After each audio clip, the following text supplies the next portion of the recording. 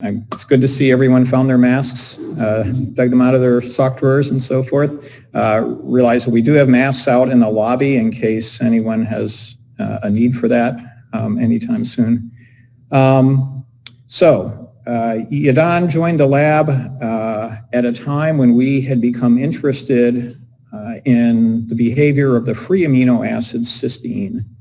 And the reason we were interested in that is that it became clear that the levels of cysteine inside cells somehow intersects with our lab's interest in oxidative stress.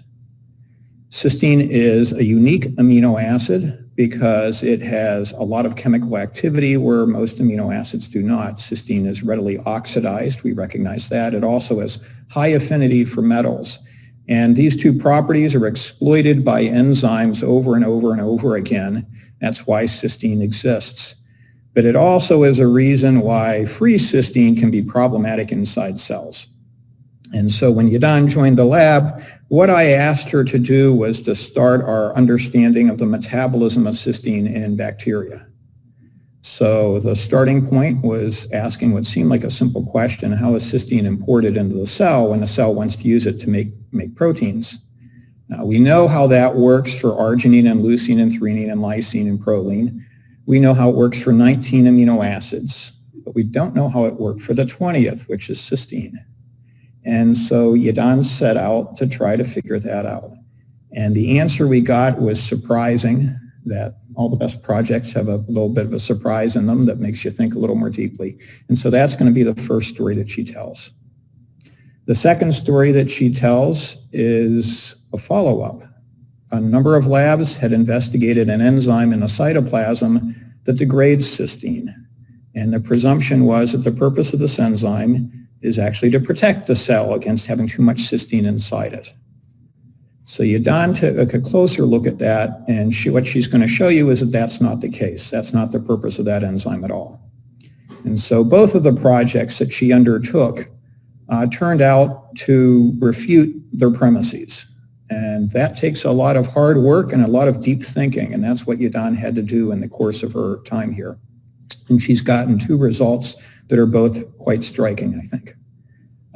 She became an excellent experimentalist. Yidan would come into my office and we would have a biological question and kick around ideas as to how to approach it experimentally. She would refine a strategy and go off and execute the experiment and bring in the data. And she did this over and over and over again in very short periods of time, even though, as you're going to see, some of her experiments, I think her last experiment lasted something like 2 weeks. That was a growth curve. So she's gotten very good at what she does.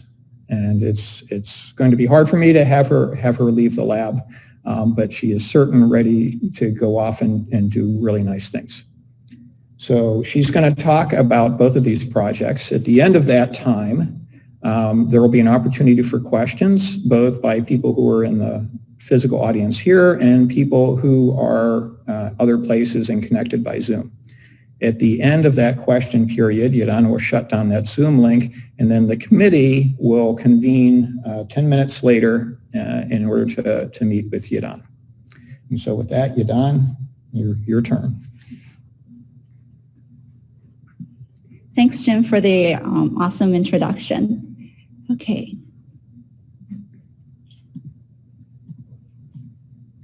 Okay, so, hi everyone. Thank you for attending my thesis defense. Hi everyone on Zoom. Thank you for attending. It's been a while since I see a lot of people in the auditorium, so I got really excited. My name is Yidan Zhou. The topic for my thesis defense is how E. coli uses environmental cysteine, and I'm obviously from the Emily lab. Okay. Yidan? Yeah. You want to hit number 2 on the lighting?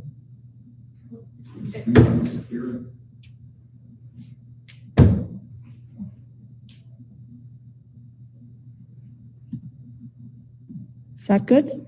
Yeah. Okay, so my project, so the outline that I will be talking about includes 2 parts. What are the cysteine assimilatory importers in E. coli, and what is the physiological role of YHAO and YHAM? So why do we care about cysteine? Because cysteine is really important. This is the structure of cysteine and contains a sulfhydryl group. Cysteine is the central intermediate to synthesize all sulfur-containing compounds. These are the compounds that are synthesized from cysteine. Cysteine is also a good nucleophile. Cysteine residues can serve as redox sensors on proteins, such as OxyR uses cysteine residues to sense hydrogen peroxide. Cysteine is also unique for its metal binding ability, better than other amino acids. Sulfur is an essential element for all forms of life. However, sulfur cannot be stored, nor can it be synthesized by the cell. It is reported that 5 millimolar of glutathione, the most plausible sulfur storage species, can only support cells' good growth for 2 minutes. So cells have to continuously harvest sulfur from the environment. These are different sulfur compounds that E. coli can use. E. coli have dedicated transporters for each of these sulfur compounds. After these compounds are being transported inside the cell, they will be first converted into cysteine, and it is in the cysteine form that cell uses to build biomolecules. However, these conversion steps requires extra ATP and NADPH. Thus, one would think the most energy-conserving route to acquire cysteine is to transport cysteine from the environment. However, cysteine importers in E. coli are still left undiscovered. In fact, among all the amino acid, cysteine transporters are left blank, and we do not know about cysteine importers among the whole bacteria kingdom. So let's solve a big scientific problem here. What are the cysteine importers in E. coli? Specifically, what are the cysteine importers that is dedicated for sulfur assimilation? Here are some background knowledge. What is cysteine and what is cysteine? Again, this is a structure of cysteine. It contains a sulfhydryl group. Cysteine can be easily oxidized into a disulfide form cysteine with the help of oxygen and metal. Cysteine can then be transported inside a cell through high-affinity system TCYP and TCY-JLN, which have been fully characterized by Carrie in our lab. And then cysteine will be reduced back to cysteine inside the cell. So if cysteine is in the system, that will confuse experimental results. Therefore, I will use a strain that has both TCYP and TCY-JLN deleted to block cysteine uptake. I will also do the experiments in the anaerobic chamber to avoid oxygen level, or I will add a metal chelator if the experiments were done in aerobic condition, all for the sake of keeping cysteine in a reduced form and to ensure cysteine uptake. So we want to find an effective cysteine importer. What are some expected traits that we should look out for? Take cysteine importers as an example. There are 2 types of cysteine importers. One is PMF-driven, the other is ATP-driven. So here are the traits that cysteine importers have. Both cysteine importers have high affinity for its substrate, and the transport of cysteine should not be easily outcompeted by other amino acid. In other words, like if E. coli encounters cysteine or cysteine in the natural environment, it is very likely that E. coli will encounter other amino acid. Therefore, the transport of cysteine or cysteine should not be easily outcompeted. So these are the expected traits. And in fact, among all the amino acid importer, if you look at their KMs, for ABC type transporter, the KM is below 1 micromolar. For ion-driven transporters, they're below 5 micromolar. That means high affinity. What do we already know about cysteine importers in other organisms? So cysteine transporter and cysteine desulfidase are actually found in other organisms, and E. coli have such homologs. They're called YHAO, which encodes a cysteine transporter, YHAM, which encodes a cysteine desulfidase. Researchers have found that YHAO and YHAM are co-transcribed within 1 operon. And cysteine desulfidase is an enzyme that can break down cysteine into pyruvate, ammonia, and hydrogen sulfide. Hydrogen sulfide can passively diffuse across membrane, and E. coli doesn't use sulfide for anything other than synthesizing cysteine. So we think that this operon appears not to be a sulfur assimilation operon. It might be an operon for some other purposes. So for the strain that I will use, not only have cysteine importers deleted to block cysteine uptake, we also have YHAO deleted. Okay, and then by using this strain, we want to see if there's any other transporters that E. coli possess that can import cysteine and assimilate its sulfur. And then we'll come back to YHIO and show you more data in our argument in showing that YHIO is not there for sulfur assimilation. So for this triple mutant, we want to see if E. coli still imports cysteine. To test that, I will do transport assay. Transport assay is basically by adding radiolabel C14 cysteine into growing cells, and then at time intervals, I will take aliquots out onto filters. Cells will stay on the membrane while unincorporated cysteine will be washed away. So if cysteine is being rapidly transported inside a cell, then supposedly we should detect increased amount of cysteine accumulated inside the cell over time. So to answer our first question, does E. coli still transport cysteine? So you can see the answer is yes. In the absence of other amino acid in our triple mutant, E. coli still rapidly transports cysteine. So that's really good. There is a possible transporter that can bring cysteine in. Okay, that's the first thing we learned. But like I said, if E. coli encounters cysteine, it is very likely that it will encounter other amino acid. Amino acid will also be present in the environment. So I started to add other 18 amino acid. I added various concentration of 18 amino acid, 320 micromolar, 100 micromolar, and even 10 micromolar. What's really odd is that the addition of 18 amino acid somehow blocks cysteine accumulation, even at the concentration that's half the cysteine concentration. Okay, so maybe the transporter that we're looking at that can bring cysteine inside a cell might be a transporter for other amino acid. So that's it for C14 transport measurement. We also wanted to demonstrate cysteine transport through the cysteine peroxide exposure experiment. The idea is if cysteine is being rapidly transported inside the cell, then high levels of cysteine will accelerate Fenton reaction inside the cell. Basically, cysteine will serve as a reductant. It will react with the intracellular free iron 3 back to iron 2, and then react with the provided hydrogen peroxide and generate hydroxyl radicals. Hydroxyl radicals are extremely powerful oxidant that will take away electrons from whomever it encounters. Once it encounters DNA, that will cause DNA lesions and eventually lead to cell death. If, however, E. coli does not have a cysteine transporter or cysteine import is somehow blocked, then cysteine will no longer accelerate this reaction, and just treating cells with hydrogen peroxide within a very short period of time, E. coli can still survive. Okay? So I will incubate E. coli with cysteine and hydrogen peroxide within 3 minutes, followed by catalase addition to scavenge all the hydrogen peroxide to stop the reaction. And then I will plate the cells on plate. The percent survival equals to the cell number after peroxide exposure divided by the cell number before peroxide exposure. This is how we're going to graph the data. Y-axis represents percent survival. X-axis represents various amount of extracellular cysteine. Like I told you, if I did not provide any cysteine, just treating cells with hydrogen peroxide, E. coli can survive, they can still survive. What happens if I started to add cysteine? As you can see, if I started to add cysteine, the percent survival decreases in the absence of all other amino acid. So this is consistent with our C14 transport measurement that is just demonstrated cysteine import inside a cell. Okay, what happens if I started to add other amino acid?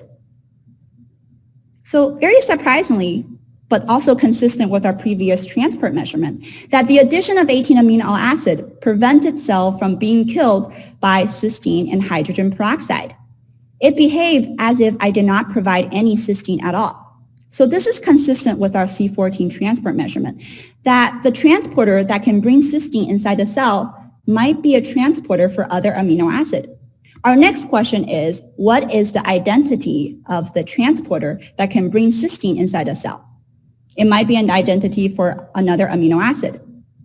To figure that out, I tested each individual amino acid upon cysteine peroxide exposure.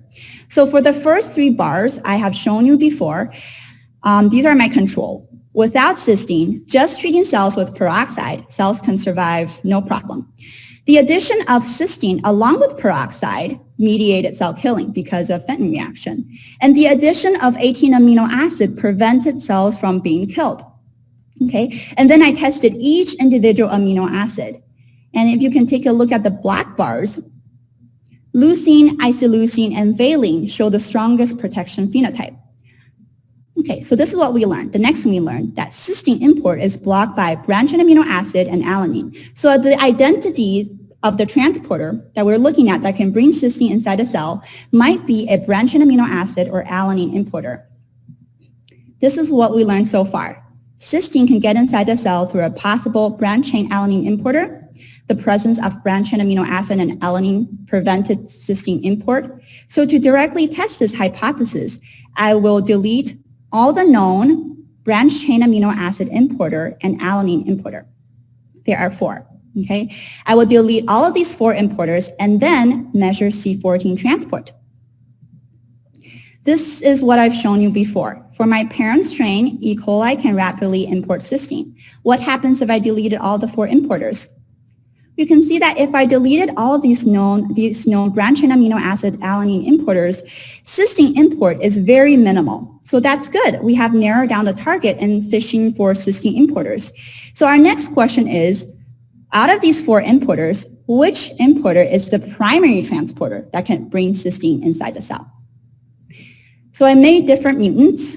I made mutants that only express the single branched-chain amino acid importers and alanine importers. You can see for the strain that only expressed the lift system showed comparable amount of cysteine import rate compared to the wild type. So the lift system is the main transporter of cysteine. So the cysteine concentration I use here is 20 micromolar. For the data that I don't have time to show you, when I increase to 200 micromolar, that's really high, all of these importers are involved. Okay, but at physiological concentration of cysteine, the lift system is the primary transporter. So our next thing we learned is that the lift system is a primary transporter for cysteine. Okay, is this the end of the story? Did we found the actual cysteine transporter? Not quite. Let's learn what is the lift system. The lift system contains 2 periplasmid binding protein. One is called LIV-K, the other is called LIV-J. Both periplasmid binding protein can interact with this common inner membrane component called the LIV-H, M, G, and F. Both LIV-K and LIV-J can transport branched-chain amino acid, and they bind to branched-chain amino acid at high affinity. We want to ask whether cysteine can serve as a natural substrate for the lift system, which is not completely impossible because like branched-chain amino acid and alanine, cysteine is only slightly polar. And cysteine is a small molecule which might fit in the pocket of the LIV-K or LIV-J system. So to test whether cysteine can serve as a natural substrate for the lift system, we want to do competition assay, basically by measuring the relative affinity between substrates. In our case, leucine versus cysteine. Whoever binds with high affinity wins the competition. So I use a strain that only expressed the lift system, and I measure C14 leucine uptake by varying amount of cysteine as competitor. You can see that I have to add 400 micromolar of cysteine to inhibit 20 micromolar leucine import rate by half. That's 20-fold higher, the concentration of cysteine to leucine. So this means that the lift system binds to cysteine at low affinity and it prefers to bind leucine. Next, I measure cysteine import without any competitors by measuring C14 cysteine transport. As I increase the supplemented cysteine concentration, the intracellular cysteine content increased to go up. And the apparent Km of the lift system for cysteine is 20 micromolar, which means that the lift system binds to cysteine at low affinity. So to answer our question, is the lift system an effective importer of cysteine? From competition assay, we were able to know that leucine excludes cysteine. Leucine always wins the competition. By measuring the apparent Km of this lift system for cysteine, it's about 20 micromolar, which is way higher than typical amino acid importer Kms, which is about sub-micromolar concentration. Coming back to the traits for an effective amino acid transporter, The lymph system have low binding ability for cysteine, and if trace amount of leucine is present in the environment, cysteine have no chance to get inside the cell through the lymph system. So we want to definitively say that although the lymph system can transport cysteine in the absence of other amino acid, in the presence of other amino acid, the lymph system is actually ineffective in cysteine transport. It's ineffective. Okay, so these are a bunch of biochemical assays. None of them directly reflects the physiology of the cell. To directly reflect the physiology, one will have to take a look at growth. So we looked at growth. We want to see if E. coli can utilize cysteine as a sulfur source. Okay, so with my triple mutant, without the addition of other amino acid, cells can assimilate cysteine as a sulfur source. What happens if I added 18 amino acid? The addition of 18 amino acid prevents the cells from utilizing cysteine as a sulfur source. This means that if we use 18 amino acid to inhibit all the other transporters, E. coli have no other importer to fall back on and assimilate cysteine for sulfur. So therefore, we think that the lymph system is an accidental cysteine transporter, and we regard this import as a laboratory artifact. For the data that I don't have time to show you, we have also observed nonspecific transport of methionine, leucine, and histidine.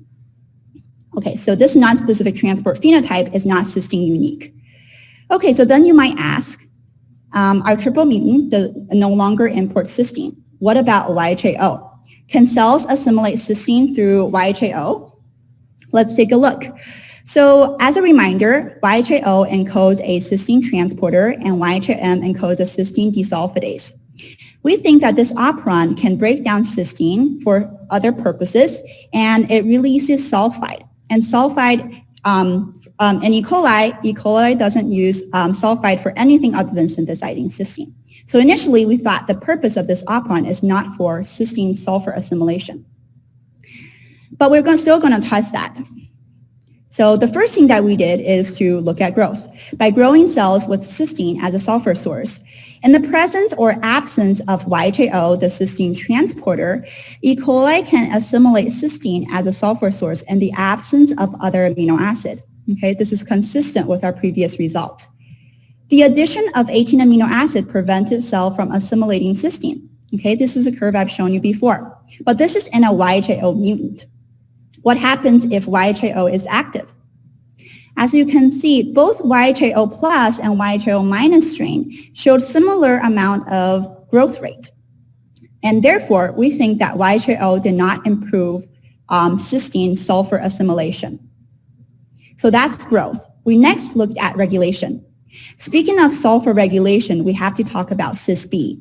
Cis-B is the transcriptional activator which controls biosynthesis of cysteine in all sulfur utilization genes, such as thiosulfate transporters, and cysteine importers are all regulated under Cis-B. So let's take a look how Cis-B is regulating things. If cells are sulfur limited, Cis-B will be activated, and it will activate all the sulfur utilization genes, including cysteine importers, TCYP. We want to use TCYP as a proxy to show you how Cis-B works. So here's how it works. Under sulfur limiting conditions, TCYP will be strongly induced. And then cells will synthesize more cysteine importers and then import more sulfur. If cells are sense that they have enough sulfur inside the cell, then TCYP will not be induced. And then we introduce a Cis-B star plasmid, which is constitutively active, and it will always activate all the sulfur utilization genes, whether cells are sulfur poor or sulfur rich. So you can see that when Cis-B star is always active, TCYP is strongly induced.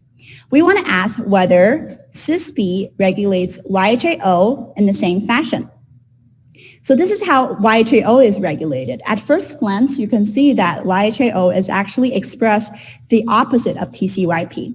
YHAO is only strongly induced when sulfur is abundant. Okay, and if we introduce Cis-B star, which is a constitutively active Cis-B that can always activate all the sulfur utilization genes, YHAO is not strongly induced. Therefore, we think CysP does not regulate YHAO, and YHAO is not for sulfur acquisition. What we learned so far is that cysteine can be transported inside the cell through multiple transporters, with the lift system as a primary importer. However, the addition of branched-chain amino acid blocks cells from utilizing cysteine. There's also a suggested cysteine importer called YHAO. However, through growth studies and through regulation studies, we think that the purpose of this importer is not to assimilate the sulfur from cysteine. And if we deleted all of these importers, E. coli can no longer transport cysteine, can no longer grow with cysteine as a sulfur source. So we conclude that E. coli does not have an effective cysteine importer for sulfur assimilation. This is really odd. So why not? We'll explain why, our speculation of why E. coli doesn't have an assimilatory cysteine importer at the end of the talk. So please bear with me. But for the conclusion for the first project is that we do not think that E. coli have a cysteine assimilatory importer. So we'll move on to the second topic. What is the physiological role of YHAO and YHAM? We think that the purpose of YHAOM is not to assimilate cell's sulfur from cysteine. Then what is its purpose? Let's figure that out. Before I started my project, there are many proposed roles about YHAO and YHAM. The most trending role is that they think YHAOM are there to detoxify excess cysteine. I have told you that cysteine is really important. What I've not told you is that because cysteine is so reactive, it might be toxic. It might interfere with enzyme reactions or in high amounts drive Fenton reaction. So that's why people think that the purpose of YHAOM is to detoxify excess cysteine. This hypothesis will only make sense if the operon only have a cysteine degradation system. However, the presence of a cysteine importer makes this hypothesis sound less likely, because why would you transport something toxic inside the cell in the first place and then degrade it? So that doesn't really make sense, and we do not agree with this hypothesis. However, we favor an alternative hypothesis that is to degrade cysteine and provide cells with carbon source or nitrogen source. So let's characterize YHAO and YHAM. So out of all of these amino acid, if we measure YHAO LAC expression levels, only cysteine can strongly induce the induction of YHAO. So YHAO specifically induced by cysteine. From prior knowledge, we know that cysteine can get inside the cell through multiple routes with the lift system as a primary. We want to test whether YHAO is truly a cysteine importer, not an exporter, and we want to demonstrate cysteine transport through YHAO. However, since cysteine can get inside the cell through multiple routes and it will ambiguous the result from YHAO import, therefore, I use a strain that has all of these non-specific guys deleted. And hopefully, we can observe a clean cysteine import through YHAO. So first, I measure C14 cysteine uptake.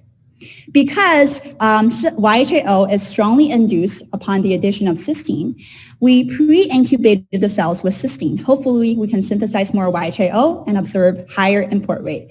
And as a result, a YHAO plus strain can import cysteine very significantly.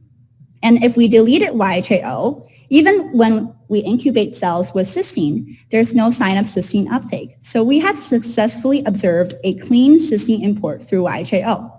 And if I did not pre-incubate the cells with cysteine, YHAO transport of cysteine is really moderate.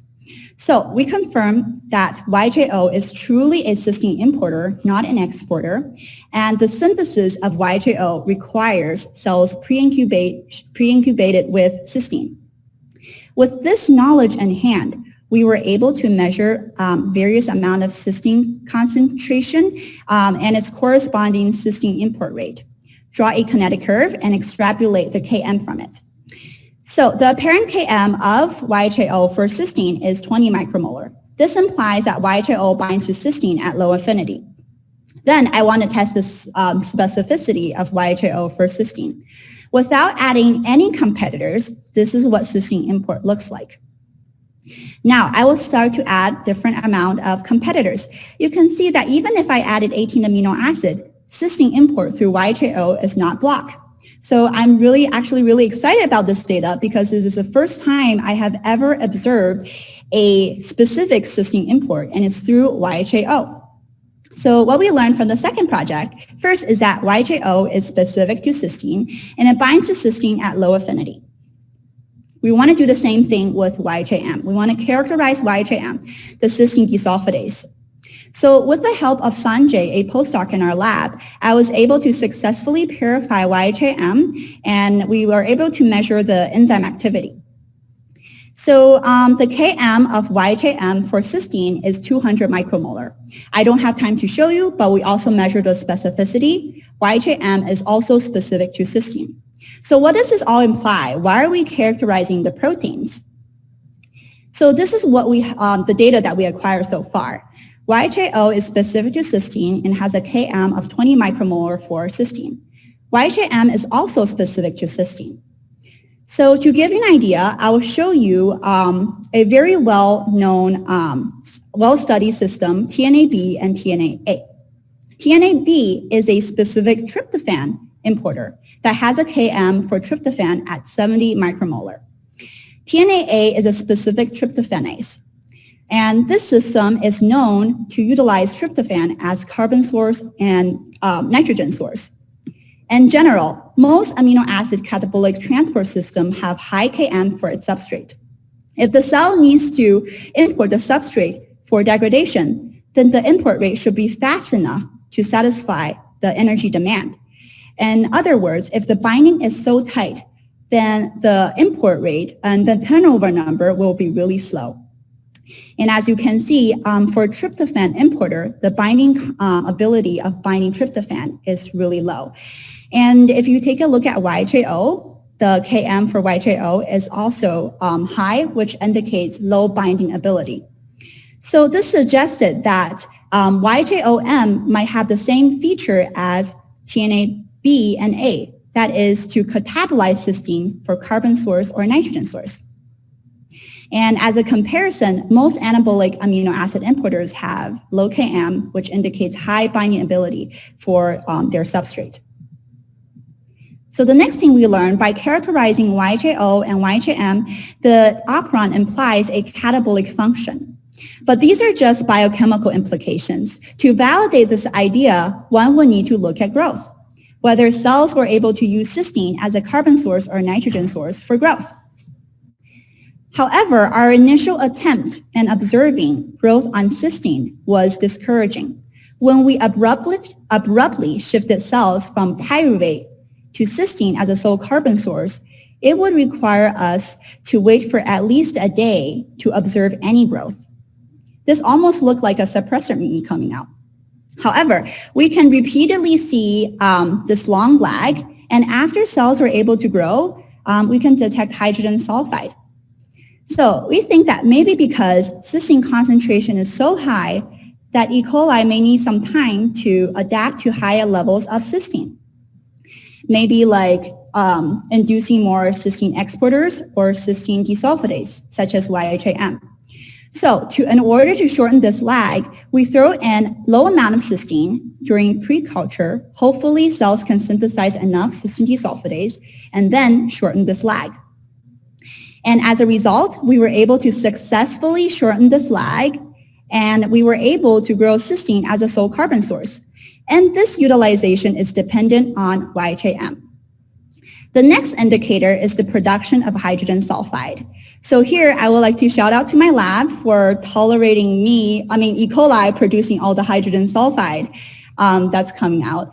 So yes, so apparently growing cells with cysteine as carbon source produce a lot of hydrogen sulfide, and we can smell it. And we want to use lead acetate strips to detect that. As you can see, the more sulfide produced, the darker the color. And sulfide production is also dependent on YHAM. So E. coli can use cysteine as a carbon source. What about nitrogen source? I did growth curves again.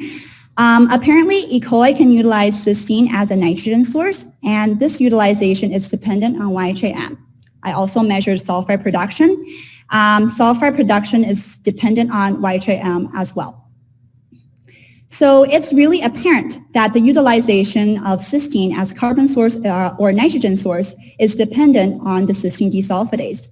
But this operon also have a cysteine importer, the YHAO. Does YHAO contribute anything in cysteine utilization? So I use cysteine as a sole nitrogen source in growth cells. And you can see that delta YHAO were still able to grow. It's not immediately obvious whether the cell needs the importer or not. This growth, we think, may be because cysteine may creep in through other routes. So in order to identify whether YHAO can provide a growth advantage or not, we did a mixed culture competition growth experiment by mixing a YHAO plus strain and a YHAO minus strain, using cysteine as a sole nitrogen source or a sole carbon source. Because these two strains carry different drug markers, I will plate them on different antibiotic plates and count the colony forming units and distinguish these two strains. So the idea is, if YHAO is providing a growth advantage in utilizing cysteine as carbon source or nitrogen source, then through series of cultivation, YHAO plus strain, the one that has the importer, will eventually outcompete the mutant, right? Okay, as a control, I will introduce a low copy number YHAO plasmid to avoid downstream polar effect. So if YHAO is providing a growth advantage in cysteine utilization as carbon source and nitrogen source, then complementing the cells with a YHAO plasmid will allow the YHAO mutant grow equally well as the parent strain. Okay, so this is how we're going to graph the data. The initial starting OD of the mutant versus the parent strain is 1-to-1 ratio. And the y-axis represents the mutant versus the parent strain ratio. So the idea is, if YHAO is providing a growth advantage in cell using cysteine as a carbon source or nitrogen source, eventually YHAO mutant will be outcompeted and therefore the ratio will decrease. If the importer is not providing any growth advantage, then YHAO mutant versus parent strain will remain constant around 1. So, okay, so this is our data. When cells are utilizing cysteine as a carbon source, you can see that YHAO mutant is eventually outcompeted by the parent strain. And if we put the plasmid, YHAO plasmid back, it helps YHAO minus strain grow equally well as the parent strain when utilizing cysteine as a carbon source. The same phenotype can be observed when we use cysteine as a nitrogen source. Therefore, we think YHAO enhances growth when utilizing cysteine as a carbon source or nitrogen source. This is how we think cysteine is being utilized under anoxic condition. E. coli can ferment cysteine. Cysteine can be transported inside the cell through YHAO, degraded by YHM and produce sulfide, pyruvate, and ammonia. Pyruvate can be converted into acetate, generating 1 ATP. Pyruvate can serve as a precursor to synthesize amino acids, NTPs, fatty acid, etc. Also, as for ammonia, E. coli can generate glutamate, and glutamate can serve as a precursor to produce NTPs and amino acid. So this is how we think cysteine is being utilized under anoxic condition. So we have demonstrated biochemically the function of YHAO and YHM. We were able to grow cells with cysteine as a carbon source or nitrogen source. So the next thing we want to look at is the regulation of YHAO and YHM. What regulates YHAO? I told you before that YHAO expression is strongly induced upon the addition of cysteine. And this is actually mediated by a known cysteine sensing activator called DEC-R. Other people have demonstrated that. And then the addition of glucose turn off YHAO induction in the presence of cysteine. So then you might think of CRP. CRP, cyclic MP, is activated by secondary carbon source when glucose is not present. So for example, TNAB, the tryptophan importer, DCUA, which is a aspartate importer, are all participating in amino acid catabolism, and all of them are regulated by CRP. So we want to ask whether YJO is regulated by CRP. So I made a CRP mutant. As you can see, if I deleted CRP, even in the presence of cysteine, there's no induction of YJO. And the addition of glucose did not shut off YJO expression further. Therefore, we think that CRP regulates YJO and E. coli regards cysteine as a carbon source. To further validate this idea, we did growth curves. So this is what I've shown you before. For a CRP plus strain, basically the parent strain, E. coli can utilize cysteine as a carbon source. And if CRP is deleted, E. coli can no longer grow with cysteine as a carbon source. This again confirmed that CRP is necessary for cysteine utilization. That's all for carbon source. What about nitrogen source? So I provided different nitrogen source. Ammonium is regarded as the most preferred nitrogen source, and glutamine is regarded as a less preferred nitrogen source. And if cysteine is not provided, YJO will not be induced. And if I use cysteine as a sole nitrogen source, YJO is strongly induced. And on top of that, I added ammonium, the most preferred nitrogen source, or glutamine. YJO induction levels remain constant. This means that YJO is not transcriptionally regulated by nitrogen richness. I finally measured the cysteine import rate with various carbon source and various nitrogen source. If you take a look at bar 1 and bar number 3, as nitrogen source, with ammonia as nitrogen source, but we vary the carbon source, you can see that the addition of glucose slowed down cysteine import rate. If you compare bar number 2 and bar number 3, when we varied the ammonia nitrogen source, cysteine import rate is not affected by nitrogen richness. So the next thing we learn is that YJOM is regulated by carbon demand, in other words, regulated by CRP, but we do not see any regulation by nitrogen richness, at least for the condition that we have tested. The next thing I want to test is the oxygen sensitivity of YJM. YJM homolog and other organism is reported to contain a solvent-exposed iron-sulfur cluster. So this is what we think it looks like. So these class of enzymes, the solvent-exposed iron-sulfur cluster enzymes, are known to be sensitive to oxidants. So we want to test whether YJM is also sensitive to oxygen.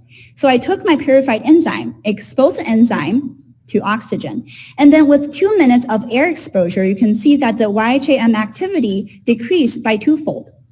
So for our purified enzyme, at least we can conclude that it is sensitive to oxygen. We next want to test whether YJM protein is active in active cells. That is to grow cells with YJM. And this time I utilized cysteine as a sole nitrogen source because cysteine is stable under oxic condition. And adding cysteine is the same as adding cysteine because cysteine will be reduced back to cysteine inside the cell. So it's basically adding the same thing. So under anoxic condition, when YJM gene is expressed, like I've shown you, E. coli can utilize cysteine as a sole nitrogen source. What if we grow cells under oxic condition? You can see that under oxic condition, even when the gene is expressed, E. coli lacks the ability in utilizing cysteine as a nitrogen source. We suspect that YJM protein is inactive in aerobic cells, which is actually not a bad idea because if YJM protein is active, that will generate hydrogen sulfide, and hydrogen sulfide will poison its own respiratory chain. And this was already demonstrated by Sergey in our lab. So the final thing we have concluded in the second project is that YJM is oxygen sensitive. So coming to the conclusion, if we remember, our initial attempt was to find a cysteine assimilatory transporter because we know nothing about cysteine importers in E. coli. At the end of the day, we found all of them.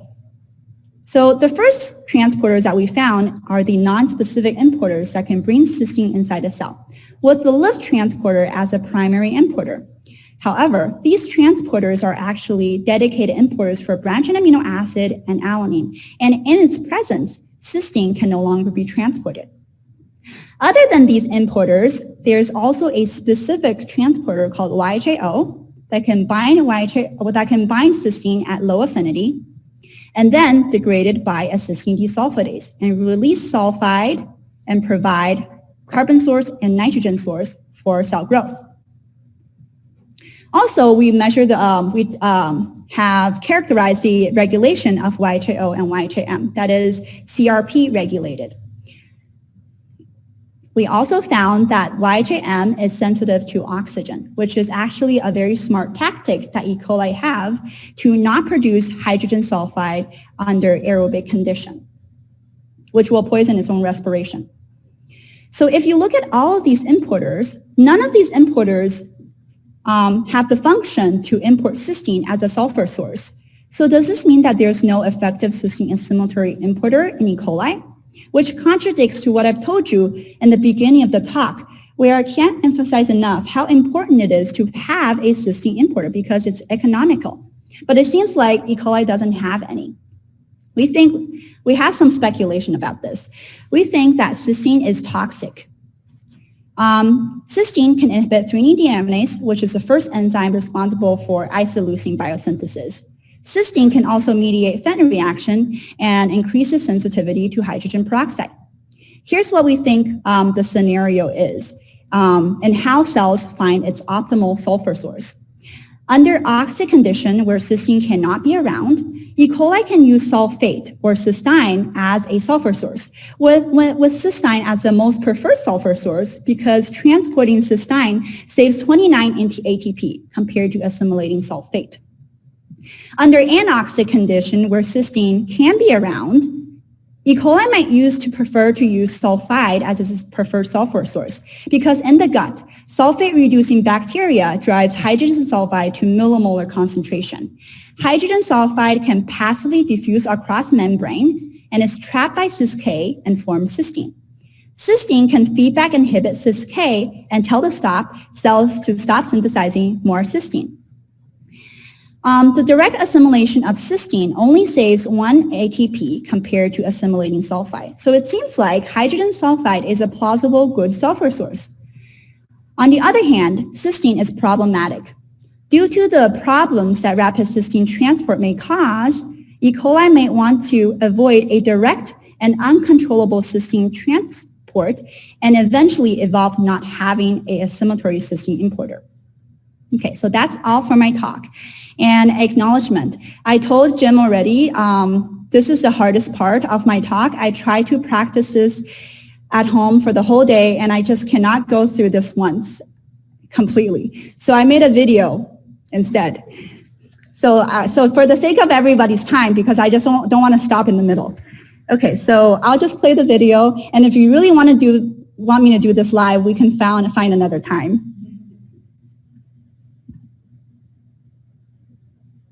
Later.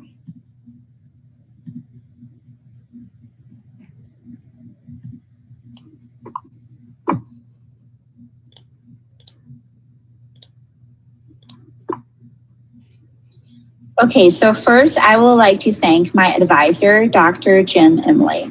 I could not use simple words in expressing how thankful I am to have Jim as my advisor.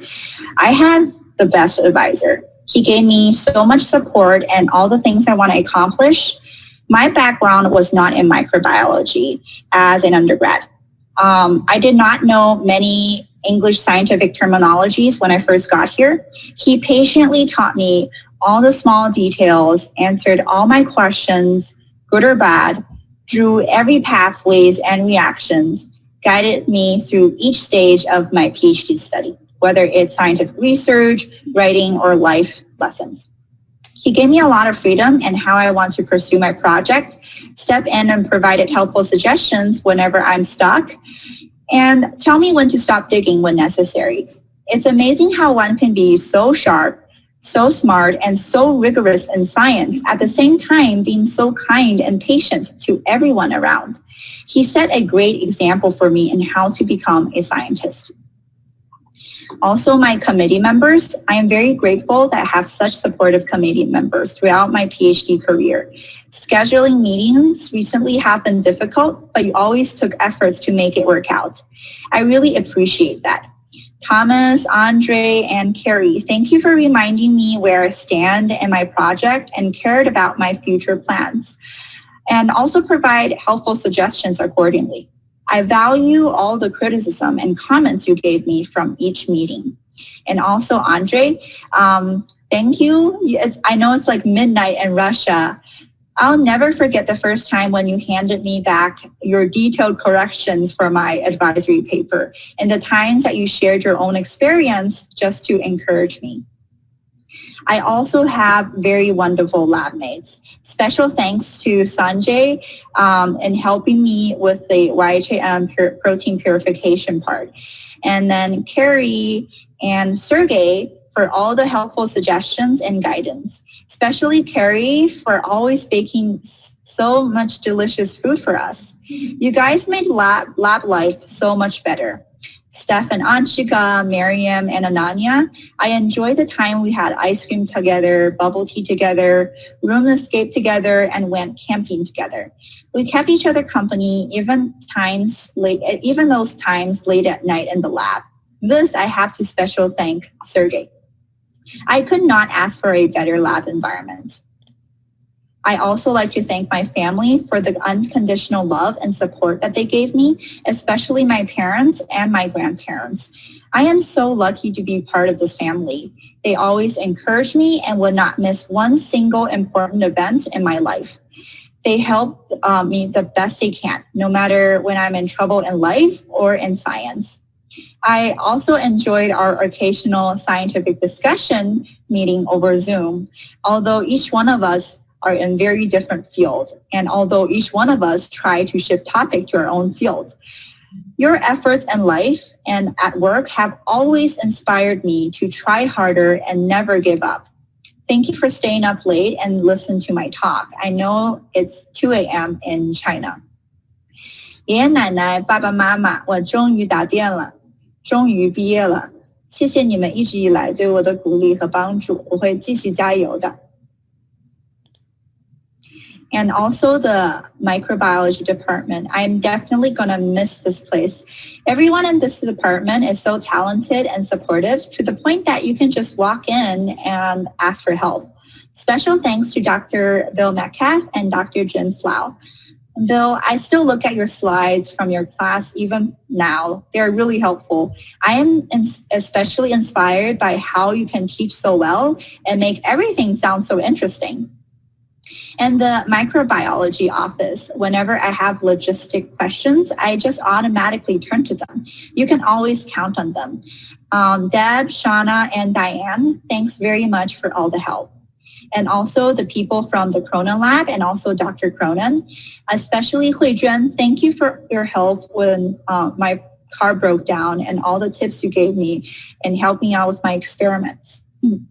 And then Dr. Liu, he is actually a colleague and a friend of my dad. So that's how I got to know him. Thanks, Dr. Liu, for taking care of me and being there throughout my PhD career. You constantly checked on how I was, supported me whenever I need help. I always look forward for the Christmas dinner and the Chinese New Year dinner with your lab every year. And I wish you all the best at UT Austin. And also my horror movie family. Some of you might know that I am a horror movie fan. Special thanks to Mike, so this is Mike, for organizing all the special movie nights for us and all the things you've done for us. Because of your dedication, we get to meet so many interesting people, and we have done so many fun things together. I always look forward to every Friday night. And also thanks to all of my friends. Some are in China right now watching this. I enjoy all of our bike rides, hot pots, roller coaster rides. We attended live concerts, scuba diving, and all the places that we traveled. And also special thanks to my four-legged fluffy friend, Hulu. Thank you for being by my side all the time. And there are many more people that I didn't get the chance to mention, but still, thank you very much. So I come from China in a city called Wuhan. So this is where Wuhan is. To travel to Champaign takes around 11,642 kilometers. The chances of me meeting each one of you is 1 over 10 to the 17th. This chance is really low. It's lower than the natural genetic mutation rate. PhD study was a long journey for me. I not only did science, but I also did some crazy things like running a marathon and a triathlon. I have also had experience when I got all my important belongings stolen. My car engine was blown, but I eventually survived all of them. And I couldn't have overcome any of the obstacles and come this far without the support from my family and from the people I met in that 10 to the minus 17th chance. I am so blessed to meet each one of you and have you being part of my life. Thank you.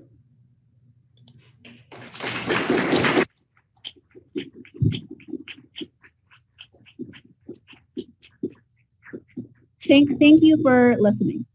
Okay. Okay, so now we can start questions. Yes? In your, CRP, there are a couple of tricks. One is that CRP and CYA are not quite growing. I'm sorry? They don't grow very well. And so one trick is to knock out CYA and then feed cyclic AMP in from the outside. And then you can take away the cyclic AMP and express it. Okay, that's a The other trick is that years ago, chemistry lab, Texas A&M, we worked on an enzyme that takes the immunogroup off Ph.D. So specific for, we worked on that gets specific for cyclic AMP and gives you cyclic IMP, which has no physiological energy. And so that's another, magic bullet that you can use. Okay, that's good to know because we were having troubles growing CRP mutants with cysteine, and that's the reason why I can't really measure the YJO induction. And CYA is easier that way. Okay, thank you. Yeah.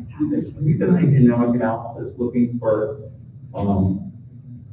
bacteria that might have only YAJO and no YAJO. What was the first part? Any bacteria that don't have YAJM but do have YAJO.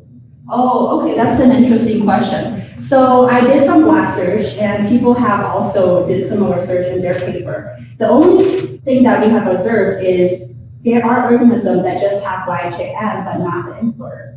But whenever they have the importer, they will always have the YJM code express or come together.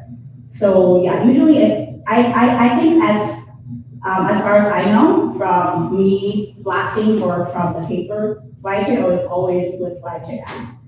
The import is also always with the dissolved base. Yes? I was wondering if the cysteine induces the expression of the lymph system. Cysteine and Does that induce the expression of the LIV system when you grow them in the absence of branch amino acids? I think we have RNA-seq that data about it, and cysteine does not induce the lymph system. So like we check, so like the lymph system contains multiple components, and we check each one of them, and all of them, the induction upon cysteine is very moderate, at least from our RNA-seq data. So yes, that's another support that the lymph system might not be responding to cysteine. It's not there for cysteine import. I think there might be questions on Zoom. I'm checking it for you. Yeah. I don't see it yet, but if anyone on that has a question, they can raise their hand or type it and we can make that. So, okay. Is there any questions on Zoom? I can't really see the, I'll let you. okay. Yeah, Yidan, I can ask you a question. Yeah. Uh-huh. So I really liked your explanation about why E. coli doesn't want to import cysteine in the gut when it can actually import hydrogen sulfate, right? Hydrogen sulfide. Yeah. But it's not clear to me why it has so many importance for cysteine, because cysteine will not be in the gut, right? It's a reducing environment, and yet it invests heavily in cysteine import. So do you think E. coli does have exposure to environments in which are oxidizing and at the same time rich oxidizing environment? So I think cysteine can be detected. So there are occasions when E. coli are exposed to oxygen. Apparently, E. coli is a facultative anaerobe. So there are times when E. coli expose oxygen, and there will be times when E. coli will encounter cysteine. And I have one slide that shows that cysteine actually helped an aerobic condition. Transporting cysteine can save a bunch of energy. So it saves around like 29 ATP compared to assimilating sulfate. So that's one advantage in having cysteine importer, because it saves a lot of energy under oxic condition. Does that kind of answer your question?